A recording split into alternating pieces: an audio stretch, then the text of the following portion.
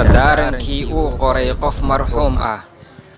يا أيها الذين آمنوا اتقوا الله ولتنظر نفس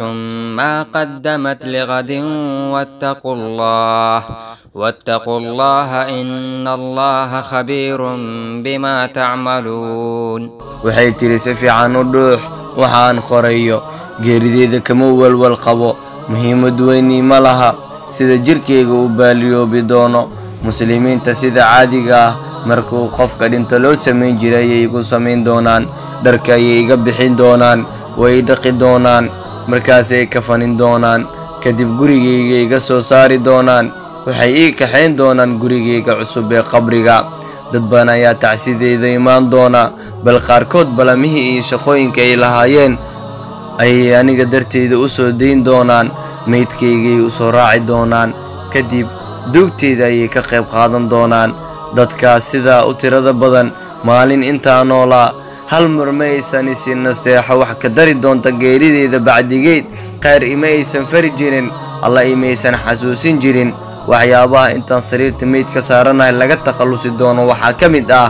furaaq qolkaygii buwaagtaydii boorsadahaygii kabahaygii moobeelkaygii qaaliga ahaa dharkaygii dhammaan intaan qabriga tagin ayaa la kala qaybsaday xitaa haddii ay ii sadaqayn lahaayeen waxbay ii tari lahaayeen oo camalka ayaan ku kaban lahaa xoolahaygii aan intaas soo tacbayey waxaa lagu kala dhaxlay maalmo gudahood ha badnaadaan ama ha yaraadaan xisaabtoodan aniga ayay sugaysaa markaan dhintay waxa ugu horeeya iga dhacaya dadkuna ay dhaqso u bedeli doonaan waa magacayga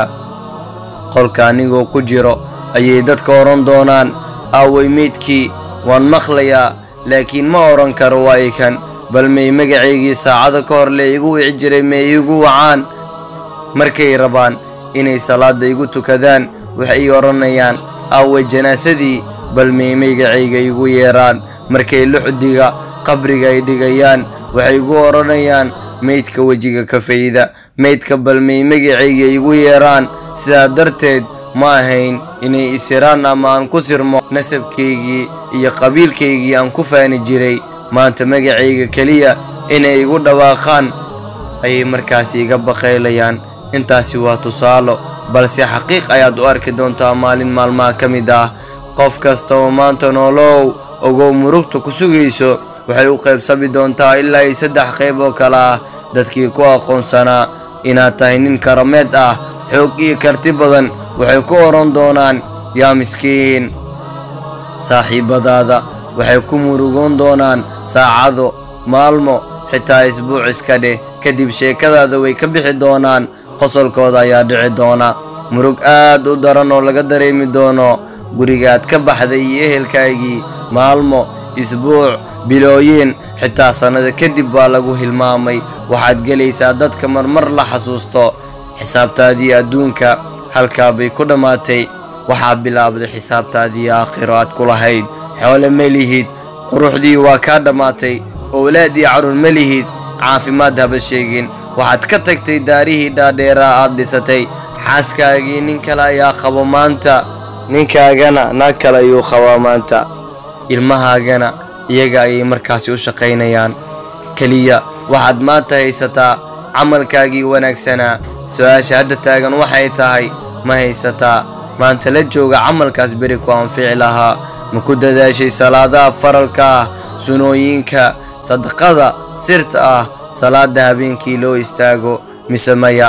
qofka marka uu dhinto wuxuu ku calaacali doonaa rabbiyow haddaad dib adduunka igu celiso waan soo sadaqaysan lahaa ilaahay subxaanahu wa tacaala qur-aankiisa wuxuu ku leeyahay وأنفقوا مما رزقناكم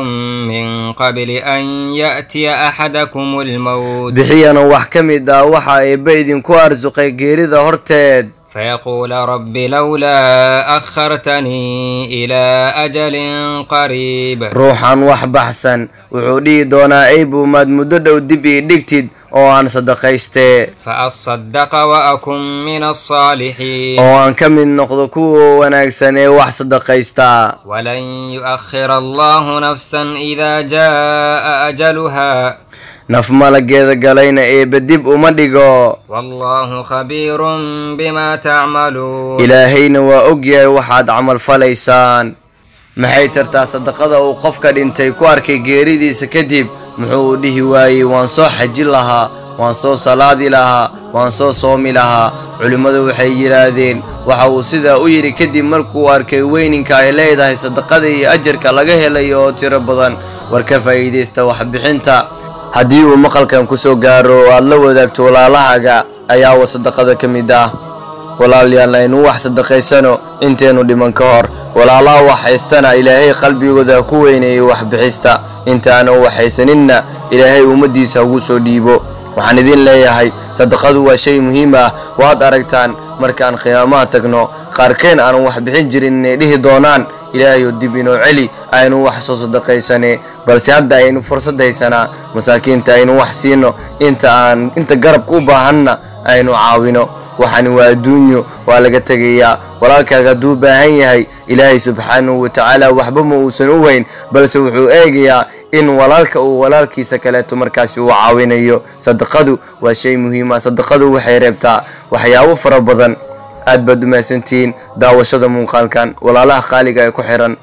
janalkan cilmi doon